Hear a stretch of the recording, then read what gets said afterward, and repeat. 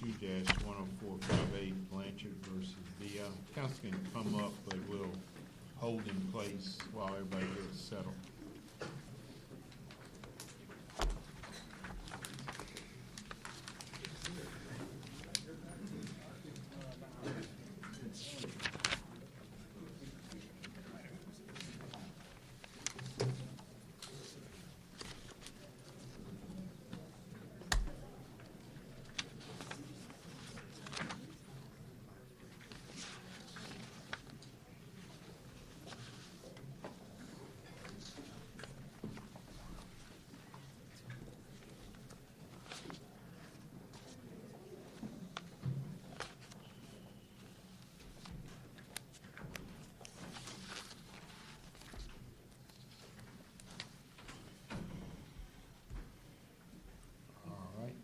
Zimmerman, you ready? Yes, sir.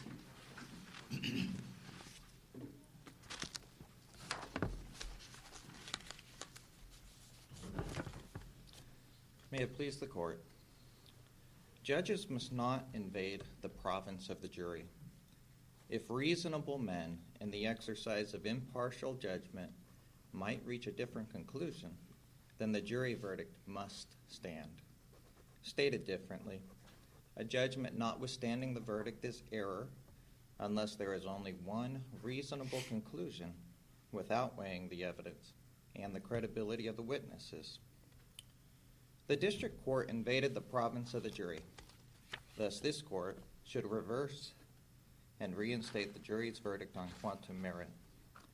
As a roadmap for this court, I'll begin by discussing the standard of review, followed by why this case is distinguishable from some of the cases relied upon by the district court, and then briefly I'll address our request in the alternative to certify this issue to the Texas Supreme Court. So, in the context of a post-verdict motion for judgment, only if there is no legally sufficient evidence to support the verdict should the motion be granted. The court on review will consider all the evidence in the record. It'll draw all the inferences in Blanchard's favor, and it cannot make credibility determinations or weigh the evidence. And importantly, the court disregards all the evidence in the movant's favor that the jury is not required to believe. So to sustain the jury's verdict, this court must find in the record legally sufficient evidence of the notice element of quantum merit. This element requires that Blanchard had provided direct health care with services under such circumstances as reasonably notified direct health care that Blanchard was expecting to be paid for his services. So the notice element under quantum merit, it's not the same as it would be in the context of a contract. It does not require a recitation of price and quantity. It does not require the specific details that this court would look for in a contract context. Rather, it merely requires that the circumstances under which the services are provided are adequate to put the party receiving and accepting those services on notice that the party providing the services wanted to be paid. Counsel, was there a jury instruction, a substantive instruction on notice, how the jury was to consider whether the requisite notice was satisfied? No, Your Honor. I believe the instruction only followed the Texas pattern jury charge and specifically just recited the way the Texas Supreme Court in Vort phrased the cause of action. Okay. In Campbell versus Northwestern Life Insurance Company, the Texas Supreme Court was presented with facts involving a future business opportunity. Specifically, there was an unenforceable verbal purchase option. Mr. Campbell, he was involved in managing an apartment complex, and he contended that the defendant, Northwestern, had promised him that if he managed and handled the repairs of the apartment complex, he could purchase the apartment complex at cost. That was a disputed fact, amongst the parties, and at trial the jury found that the parties had reached that agreement. Mr. Campbell conceded that it was an unenforceable agreement under the statute of frauds, and the Court of Appeals reversed the verdict on the basis of there was no agreement. The Texas Supreme Court came back and reversed the Court of Appeals and reinstated the verdict because the unenforceable option contract nature of the parties' agreement supported that the defendant was on notice that Mr. Campbell expected to be compensated. A few years later in Vort, the Texas Supreme Court reinforced this notion. The Texas Supreme Court stated, "The expected payment does not have to be monetary. It may be any form of compensation." The court further identified 3 specific types of non-monetary compensation that it held had put an opposing party on notice that the party expected compensation. So it noted the unenforceable purchase option, an interest in land, and the devise of a residence. Importantly, Blanchard was never required to provide any services to Direct Healthcare. There was no contract. There was no obligation. He did so, as he testified, in the beginning because he was hoping to purchase Direct Healthcare. Was there any difference between what he did before the agreement as opposed to after? I know there was the information about some loans that he had either signed on for, or I believe those have been repaid, as I understand the briefs. But is there anything different than what he lent in terms of effort, not lent in terms of money, to the business before the agreement to purchase and after? Yes, Your Honor. So in the context of the cause of action, Blanchard could provide some services before providing notice to DHC. But the cause of action does not limit Blanchard because he previously provided services from recovering for additional services provided once notice has been provided. The way I like to think about this is if I have a friend or someone who asks me to help them move, I can show up and begin helping them move. And then halfway through the process, I can say, "You're going to pay me for this, right?" And he can say yes or no, and I can continue helping him or not. In this context, Blanchard had concern that Direct Healthcare, a third-party purchaser, would show up and buy the company out before they had consummated their deal. And the parties had discussions. How would they secure Mr. Blanchard's his efforts? Like, how would he be compensated if that happened? And he testified under direct examination that as a result of those discussions, the parties created and executed the purchase agreement. Is there anything other than the purchase agreement that you believe establishes the requisite notice? Just his additional testimony that they had had discussions about the terms of the purchase agreement before executing it. Well, did he have any discussion along the lines of what you just illustrated with the helping someone move? Oh, by the way, I do expect to get paid, and you just referenced discussions about the purchase agreement, but it contains a lot of provisions. What I'm looking for is there anything in the record that we can look at to establish requisite notice other than the purchase agreement itself? Is there any testimony about a conversation where he directly said, "I intend to be compensated whether we go forward or not"? Yes, Your Honor. In the context of his testimony surrounding the creation and execution of the purchase agreement, he testifies that there were discussions between him and the defendants regarding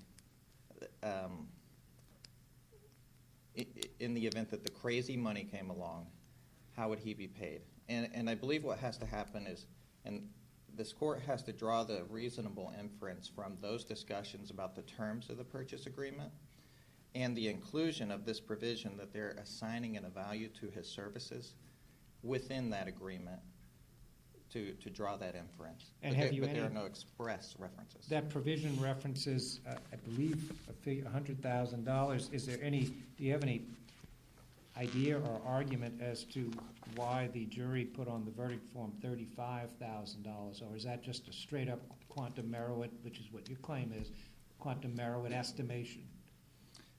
Your Honor, I believe it is an estimation. I believe the jury weighed the evidence, made a finding in their mind as to how much time Mr. Blanchard provided services after providing notice, and determined that the $100,000 per year was excessive and awarded only $35,000. Did your client provide any new services after the purchase agreement was executed? Or did he just continue to provide the same service? Your Honor, I believe in the record he continued to provide the same and or similar services. So there was no cessation of services after the parties executed the purchase agreement. But they remained basically the same. I believe they were substantially the same, yes, Your Honor. Okay. And the court can see at the appellant's brief at pages 5 and 6 all the record citations that identify those services occurring before the execution of the purchase agreement and those that occurred after. And one thing I would note is one of the arguments in this case is that because he provided the same services before, he should not be able to recover because he continued to provide those same services. The suggestion being that he had agreed previously to provide those services and was therefore required to continue providing them. That's the suggestion that this court has to draw because of the purchase agreement and because of the parties' discussions of how would Mr. Blanchard's services be compensated if someone else came along and bought out the company. Mr. Blanchard, I don't know that there's any testimony, so I don't want to suggest anything outside the record here, but there is no requirement that he continue providing services, and there was no question as to whether or not he did continue providing services. And viewing the evidence in the record that's available, it is reasonable for the jurors to conclude that the only reason he continued to provide services is because of the purchase agreement and the protections that the parties had agreed to, that he would be paid that $100,000 per year. And what I'd like to briefly talk about is most of the cases that are relied upon by the district court and that are urged by opposing counsel, in fact all of them, they're distinguishable because there is no evidence of an agreement that was reached amongst the parties. There's no evidence of either an oral agreement that is deemed unenforceable or a written agreement that is deemed unenforceable. And so in this case, the parties' purchase agreement, which was ultimately found to be unenforceable, makes all the difference because it is evidence that the parties had contemplated Mr. Blanchard must be paid for his services. And again, it's not the $100,000 amount versus the amount of the award or the nature of the services provided before and after. That is not the critical question. The critical question is whether him continuing to provide services in the context of the purchase agreement, whether the reasonable juror could conclude from that Direct Healthcare was on notice that he expected compensation. And well, his services initially were aimed at him ultimately buying the company, right? yes, Your Honor. So on that trajectory, he's performing whatever services there are. So somewhat related to the question Judge Engelhardt asked, where in the continuum, were there any of these conversations or some marked demarcation between the difference in his conduct all along when he no longer could buy the company? Your Honor, I believe that demarcation line is the purchase agreement. So in February of 2019, when he addressed that issue of how will I be compensated if someone else buys the company, the parties discussed it, created the purchase agreement, and both parties executed it. And I believe that for purposes of a demarcation line, that's what the record reflects. And last, Your Honor, as to our request in the alternative for certification to the Texas Supreme Court, we believe that the record contains legally sufficient evidence to support the jury's verdict, and certification would only be appropriate if the question of whether the future business opportunity bars the court from considering the evidence that's in the record on the basis of it being based in part on a future business opportunity. Well, what would the cert question be? So the cert question, and we did make a proposed question within our briefing, but to respond to your question, I think the focal point is the cause of action provides, services are provided, and then notice given that the party wishes to be paid. Well, no, I'm just asking because, the got vote, it's not like a case where Texas Supreme Court, there's no law, about quantum merit, et cetera, et cetera. So just like how would the question be articulated in such a way that the Texas Supreme Court would feel like, hey, you've got, boy, in other cases, go decide the case as opposed to some void, if you will, that we don't know. That's why I asked, what would the certifiable question be? It couldn't be, tell us what you meant by X, right? No, I understood, and I apologize to the extent perhaps I was doing that in a roundabout way. But the future business opportunity language in the case law suggests it essentially overrides the notice language in the cause of action. And so asking the Texas Supreme Court whether the future business opportunity supersedes the notice element essentially is the nature of the question. Okay. All right. Thank you, sir. Thank you. Appreciate it. All right. We'll hear from counsel opposite, Mr. Garcia. Good morning, Your Honors. May it please the Court. My name is Benjamin Garcia, and I represent Direct Healthcare, Inc. and Denise Vi. My clients are asking that this Court affirm the judgment as a matter of law for two reasons. First, there was legally insufficient evidence for the jury to find for Mr. Blanchard on the fourth element of quantum merit, that Mr. Blanchard provided services under circumstances that reasonably notified Direct that he expected compensation for those services. And second, because Texas law bars recovery under quantum merit because Mr. Blanchard's services were provided with the expectation of a future business opportunity or advantage. Is that second argument independent of the notification? You're advancing that? Yes, Your Honor. Okay. These are two separate reasons that Mr. Blanchard should lose.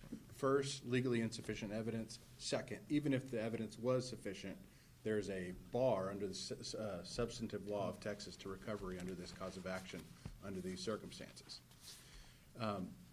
As to the certification question, my clients are asking that that be denied. There are ample sources of state law for this court to make a principled rather than conjectural conclusion as to the state of Texas law, and secondly, considering principles of comity. And as to the last thing that we are asking for, my client Denise Vi asks that the appeal against her be dismissed for want of prosecution.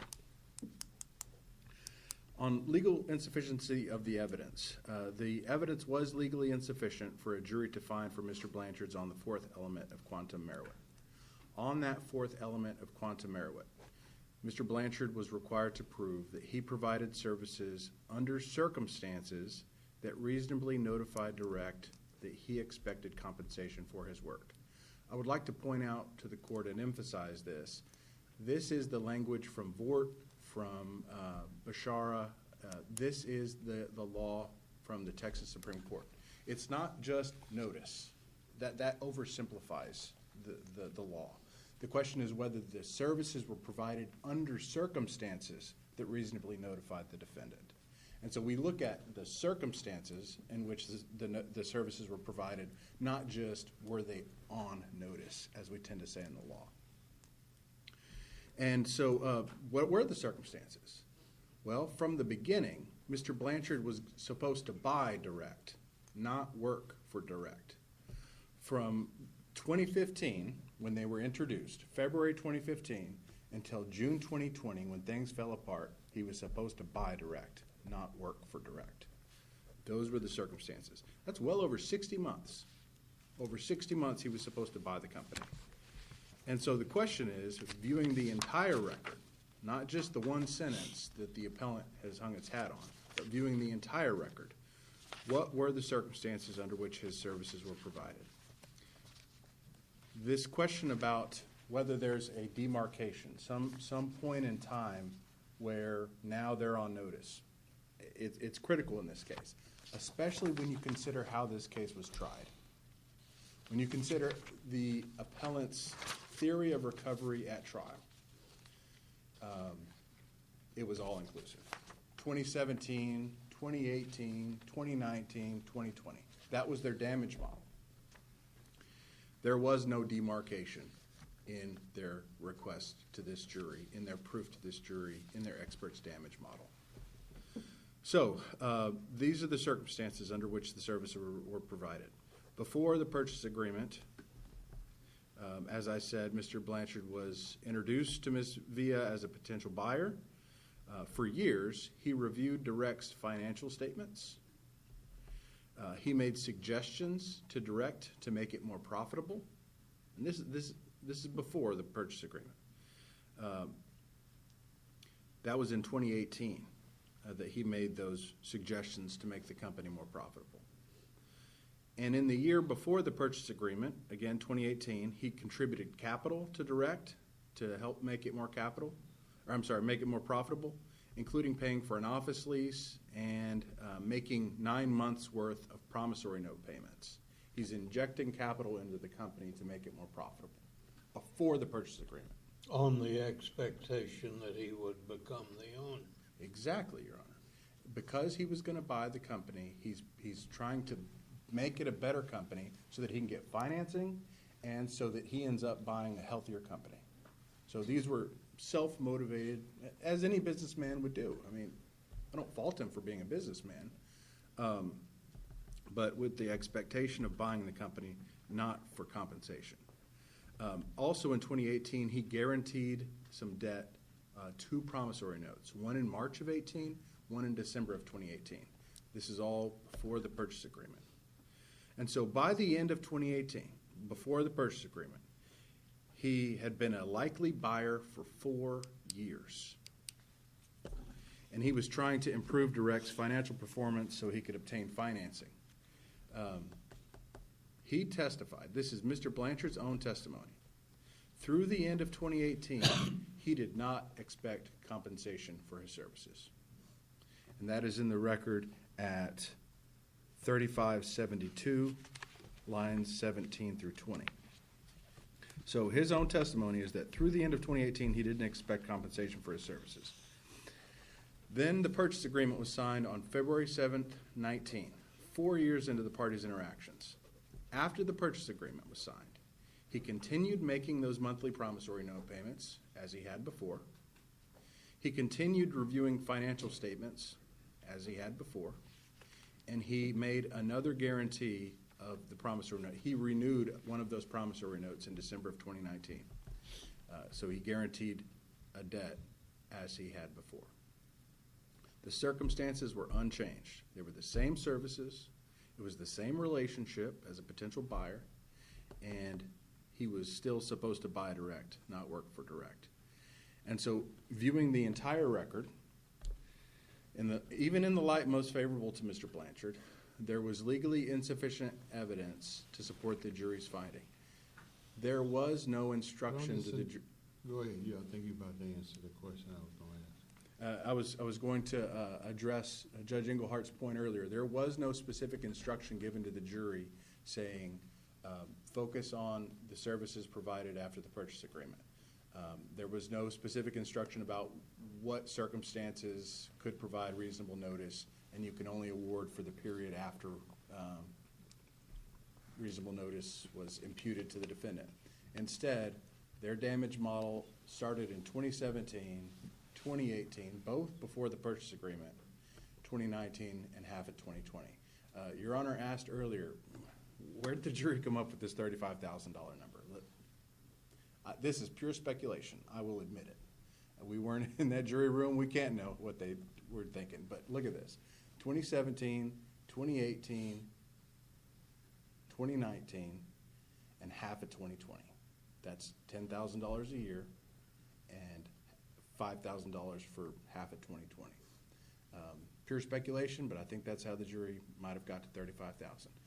Your Honor, Let me go on above that, the damage award.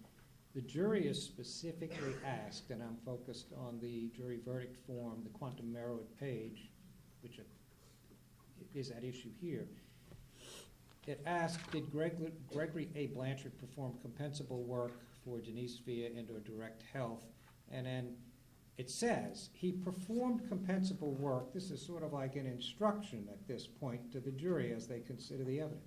He performed compensable work if, one, he rendered valuable services or furnished valuable materials, two, that Denise Villa and/or Direct Healthcare accepted, used, and benefited from the services or materials, and three, and this is the important one, I think, unless I'm missing the issue, under the circumstances, kind of like it tracks the language that you just said at the outset of your remarks, under the circumstances, Denise Villa and/or Direct Healthcare were reasonably notified that Gregory Blanchard expected to be compensated for the services or materials. And the jury answers yes as to Direct Healthcare. So is the reversal, when the court vacated this part of the jury's verdict, on what ground? That it was legally insufficient, or that there was no evidence to support the answer to the question? So the way that question was phrased, I'm not sure if I can tease out the difference between those two standards. It's my understanding that the court's J&OV was, or judgment as a matter of law, was because the evidence was legally sufficient on the fourth element of quantum merit, meaning there was not more than a scintilla of evidence to support the jury's verdict. I hope I'm answering Your Honor's question. There was legally insufficient evidence, and that's one of the two bases for the judgment as a matter of law. So the way this case was tried, there were damages from 17 and 18 before the purchase agreement was ever even signed. And so there was not reasonable, there was no evidence for the jury to have found that they were delivered under circumstances that reasonably notified Direct that Mr. Blanchard expected compensation for those services. They were provided before the purchase agreement. They continued after the purchase agreement. And when you consider the entire circumstances, they weren't on notice. And the Texas Supreme Court has held that that notice has to come before the services are provided. And so it can't be something that is brought up in the middle of the interactions. And to use counsel's example of somebody coming over to help him move, and halfway through he says, hey, you're going to pay me for this, right? Imagine then, okay, say they say yes. Imagine then a jury trial based on that. What should be submitted to the jury as the compensable services? I respectfully submit that it would be the services rendered after they were on notice. Well, helping move is not the same thing as acquiring the business. Certainly not. So there's nothing expected after the move except possibly payment for the move, but not acquiring an asset. I agree 100%, Your Honor, and that actually brings me to my second point. But just to make sure that hypothetical is brought home, that I conclude my thought on that, at trial, I need to separate my damages from the time on which the defendant is on notice that payment is expected. And if I, as a litigation decision, in order to maximize my damages, if I fail to separate that, that's on me. And it could call into question my entire recovery. Let me just say, so you can go to the next point. See, for me, the problem is this is a fully tried jury case. You know, I'd expect something like this on summary judgment.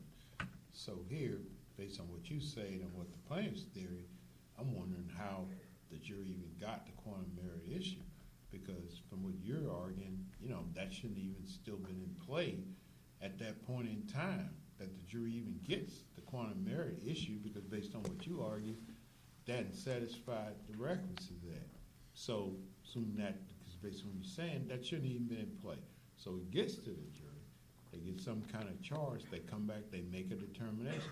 Okay, King's X. We see plenty of jury cases where you might have done something different, but you let the jury get it. So then to say, well, the judge asked, and that sounds like, well, he pulls it because of an insufficiency of evidence, as opposed to legally, this shouldn't have gotten there. So it just sounds to me like, as I said, there's no issue here about that they were improperly charged on quantum merit. They were allowed to get the question, which is debatable. They get the question, and then they answer it. And so then it's pulled back saying legally insufficient. Your argument overall is that shouldn't have even been in the case under the Supreme Court's Ward case. But I mean, that we are where we are. Correct. And I did ask for a judgment as a matter of law at the conclusion of the plaintiff's evidence and ours. And so I wish the judge would have never submitted this question, but he did.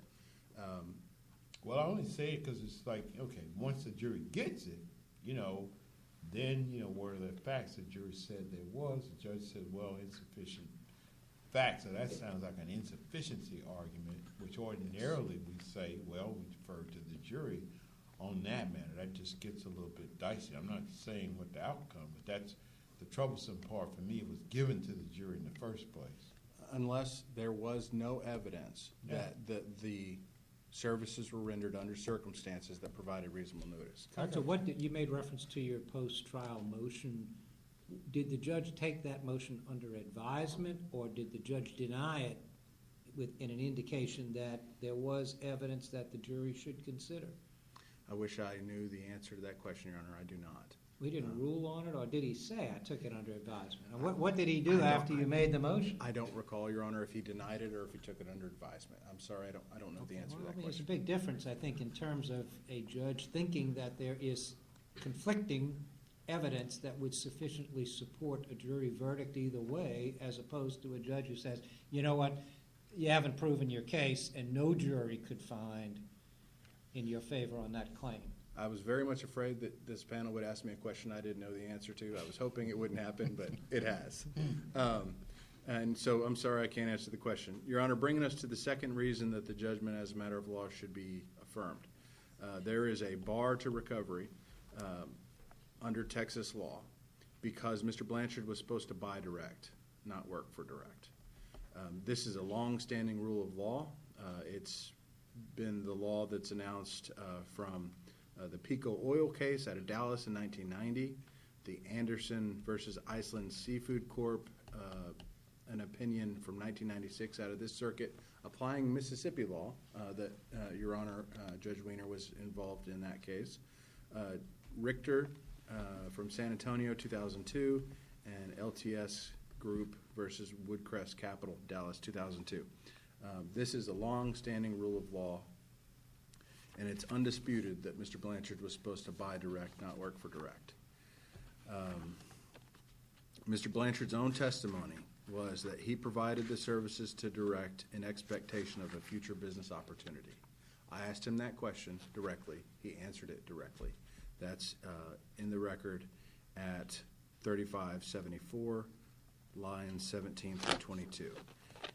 He provided those services to improve its financial performance so the bank would finance the purchase and so that he would end up buying a better company.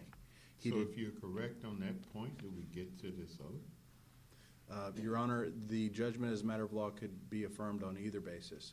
You're saying it's legally barred. It is legally barred, Your Honor. And so Did you file a motion for summary judgment? You made reference to your post-trial motion. Was there a Rule 56 motion? In the complaint, he talks about, I'm going to buy the business and I've got this agreement to purchase and I didn't buy the business, but one of my theories is that I should be compensated. That raises the issue, like you say, the circumstances are that he is a potential purchaser, and you're arguing that the Texas case law is pretty clear that you can't recover on quantum merit. The only motion for summary judgment was on the breach of contract claim, Okay. and that was granted. This was not advanced in a motion for summary judgment. Part of the problem with this case is that it was everything in the kitchen sink sort of case. And so we're defending, I think, 6 different causes of action. And so focusing on the breach of contract, that was the only basis for summary judgment. Mr. Blanchard testified that he did not inform Ms. Villa that he expected compensation for guaranteeing the 2018 promissory notes, and he testified that through the end of 2018, he did not expect compensation for his services. He also testified that he only made the payments for direct because he expected to buy it. And that was in the record on appeal, 3571, lines 15 to 17.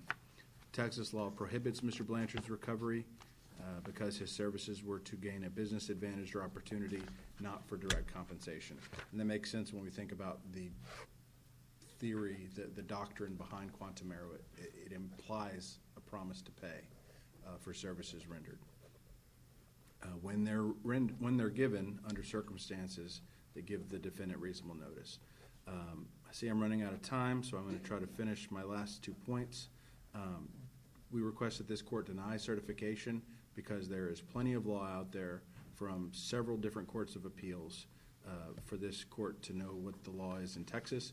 And I would point out that in the Pico Oil case, there was a petition for writ of error to the Texas Supreme Court that was denied, and then a motion for rehearing was denied in that case as well. So while there's not Texas Supreme Court law on this point, there's plenty of intermediate court of appeals opinions on it. The state of the law in Texas is clear. Under principles of comity, the unique circumstances of this case are not likely to recur, and the judgment Mr. Blanchard seeks to reinstate is only for $35,000. We ask that the appeal against Ms. Villa be dismissed for want of prosecution because there are no issues that have been presented to this court for the judgment on the verdict in her favor. And so we're asking that this court affirm the judgment as a matter of law on either of those 2 bases, and that the case against Ms. Villa be dismissed for want of prosecution. Thank you, Your Honors. Okay, thank you. Back to you, Mr. Zimmerman.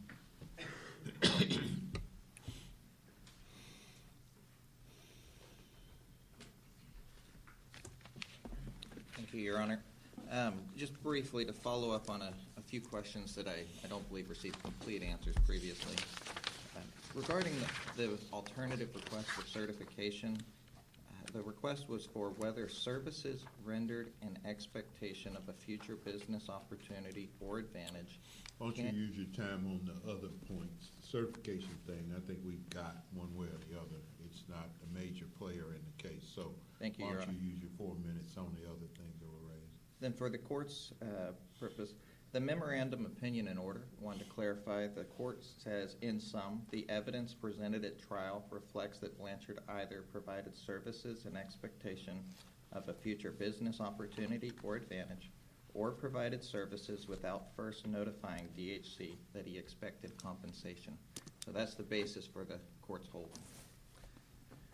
And then Mr. Blanchard's testimony about his discussions and the need to protect himself, that will be in the record at 3572 through 3575, and that portion of the record. And there, that's where the court will see that Blanchard discussed that nobody expects to work for free. There was a purchase agreement. They had discussions about the purchase agreement before signing it. And the reason for those discussions was because he was concerned he would not be compensated with the option to purchase the company or with cash if a separate buyer came along and bought out the opportunity. Well, didn't he have a purchase contract? There was a purchase contract, and the parties were, under that purchase contract, there was a breakup fee provision that he was to be paid $100,000 per year if there was a breakup. And of course, the breakup fee itself is different from the buyout, and that's why this case is distinguishable, because he says expressly, I want to be paid if there is no buyout. And then... But didn't he say that in hindsight? That was at around that February of 2019 time period. Yeah. Yes, and so the record's clear that there were some services provided for which he is not seeking payment, but there were additional services, 16 months worth, for which he is asking for payment, based upon the parties' discussions of how he would be protected if someone else bought the company, or if Direct Healthcare chose not to sell to him. Was that how it was presented? Your opponent referenced your damage model, your expert's testimony, where there was no differentiation according to his citation of the record. Was there an apportionment presented to the jury? Admittedly, I do not know, and I could add additional briefing if needed, but my recollection is due to how all the causes of action were set forth, I believe the request was based upon the language of the purchase agreement, that it would be $100,000 per year beginning in 2017. So I believe the request followed the language of the purchase agreement. And then I would also point out that the line of cases following Payco Oil, they speak in terms of a hoped-for contract. This is not a case of a hoped-for contract. There was a purchase agreement. It was merely unenforceable. In none of the cases, Payco Oil or any cases that cited, was there ever a contract. Each dealt with the idea of, I hope that in the future we may enter into business. The parties here had already entered into business, and the jury reasonably drew that distinction. And then I would last point out, during the jury charge conference, Direct Healthcare proposed that the services, proposed adding to the jury charge an additional element to the claim. Specifically, that the services Blanchard provided were not done in expectation of a future business opportunity. So Direct Healthcare is asking this court to add an element to that cause of action. And then I would also note the suggestion that the Texas Supreme Court had a chance with Payco Oil. Writ denied means the Texas Supreme Court is not satisfied that the opinion of the Court of Appeals have correctly declared the law. So there's no endorsement for a writ denied that the law has been correctly stated by Payco Oil. Thank you, Your Honor. All right, thank you, counsel. Thank you for both sides for the briefing in the case and the oral argument. The case will be submitted and we will get it decided as soon as we can. This